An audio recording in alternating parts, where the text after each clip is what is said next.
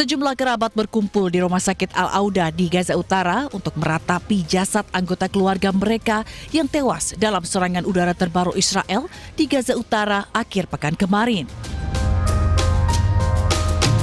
Kerabat melaksanakan sholat jenazah dan mengantar jenazah anggota keluarga mereka untuk dimakamkan. Warga Gaza tak menyangka serangan Israel masih berlanjut setelah sebelumnya ada kesepakatan gencatan senjata. احنا نازحين من غزة بشكل مفاجئ تم استهداف خيامنا وفي ظل الاستهداف هذا استشهدت اختي وزوجها واطفالهم وامه واخوه وخالته وتصابت مرت اخويا وتصابت امي اصابه بالغه اولاد اخوي تصابوا يعني كل هذا صار بشكل مفاجئ كانت واقفه الحرب كانت الفرصه وغزتنا.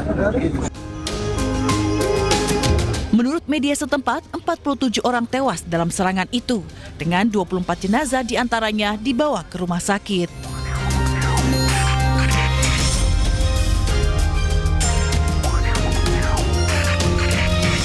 Sebelumnya 11 orang tewas saat serangan Israel menghantam sebuah kendaraan berisi pengungsi Gaza di Al-Zaitun Timur.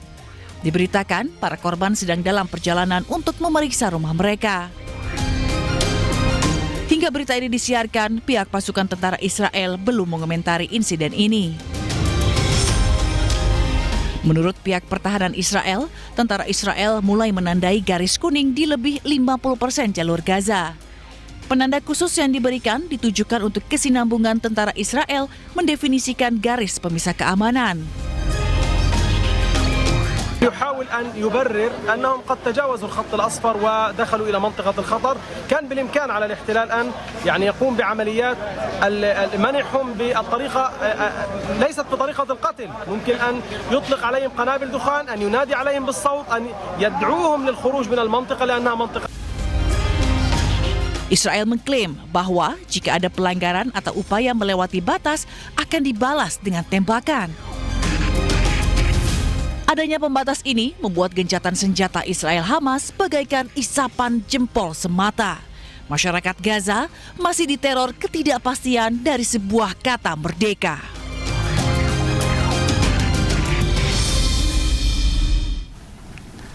Bisa puluhan ribu jenazah korban serangan Israel masih terjebak di bawah runtuhan. Kru pertahanan sipil berupaya mengevakuasi dengan alat seadanya.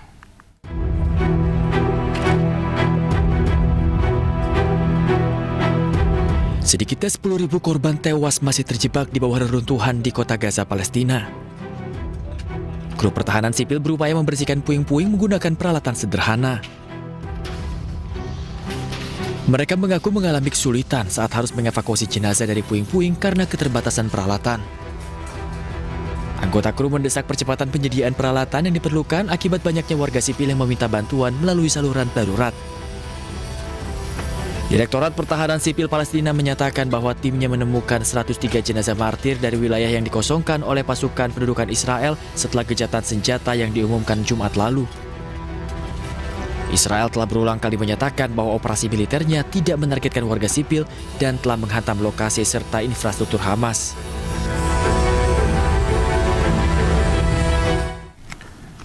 Bisa meski gencatan senjata total disepakati, warga Gaza masih belum aman. Sedikitnya 97 warga tewas akibat serangan Israel di masa gencatan senjata total.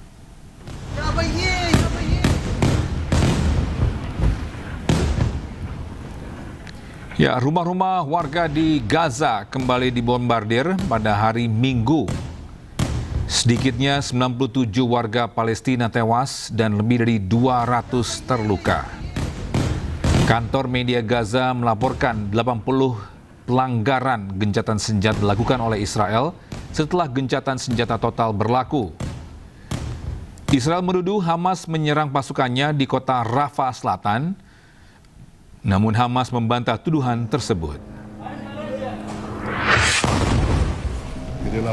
Ya, sementara itu, Perdana Menteri Israel Benjamin Netanyahu mengaku bangga telah melanggar gencatan senjata.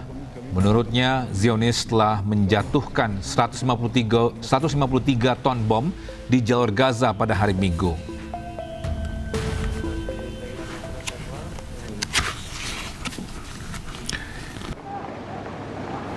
Ya, mobil yang ditumpangi Presiden Ramaphosa ini dengan rangkaian pengawalan tiba di Istana Merdeka sekitar pukul 11 siang. Presiden Prabowo langsung menyambut Ramaphosa.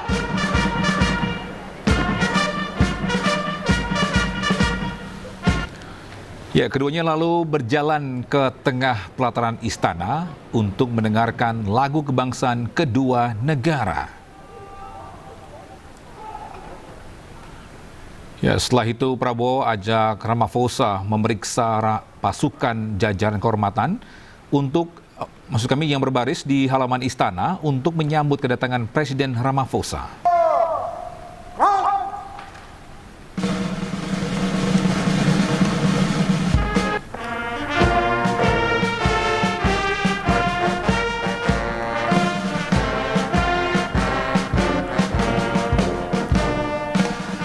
Ya, di dalam ruangan kredensial, Ramaphosa mengisi buku tamu, dilanjutkan sesi foto bersama Presiden Prabowo.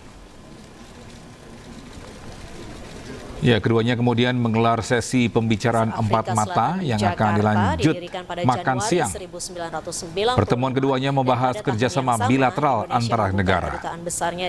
Dan direncanakan malam nanti Prabowo dan Ramaphosa juga akan hadiri jamuan santap malam kenegaraan di istana. Afrika Selatan pada tahun 2005 dan kembali kita melihat pertemuan antara Presiden Republik Indonesia Prabowo Subianto dengan Presiden Afrika Selatan.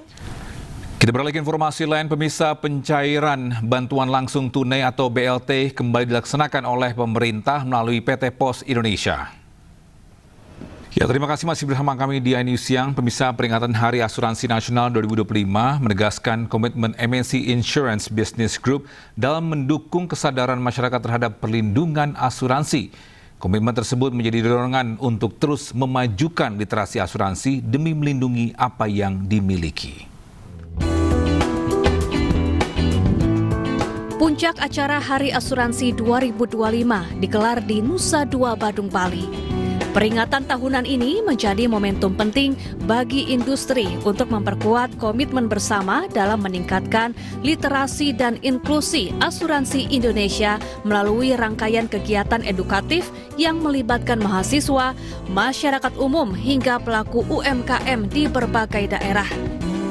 Sebagai bagian dari industri asuransi nasional, MNC Life, MNC Insurance, dan MNC Insurance Broker berpartisipasi aktif dalam kegiatan ini sebagai bentuk komitmen nyata perusahaan dalam mendorong peningkatan literasi keuangan serta kesadaran masyarakat terhadap pentingnya memiliki perlindungan sejak dini. Perayaan Hari Asuransi yang ke-19 ini memang satu momentum ya. Momentum kita membangkitkan industri asuransi yang memang saya nggak katakan terpuruk, memang agak melambat. Jadi banyak sekali peluang-peluang yang kita sudah dengar khususnya dari Kementerian UMKM, Pak Maman, memberikan satu harapan tentunya ke depan dan juga berkolaborasi, itu yang penting. Melalui perayaan hari ini, MNC Insurance Business Group kembali menegaskan komitmen kami untuk meningkatkan literasi, inklusi, dan literasi asuransi di Indonesia. Kami ingin masyarakat memahami bahwa asuransi bukan sekedar produk finansial, tetapi sebagai perlindungan untuk masa depan yang memberi rasa aman dan kepastian. MNC Insurance Business Group secara konsisten berinovasi dalam menghadirkan layanan proteksi yang relevan dengan kebutuhan masyarakat modern. Dari Badung, Bali, Indira Ari, iNews melaporkan.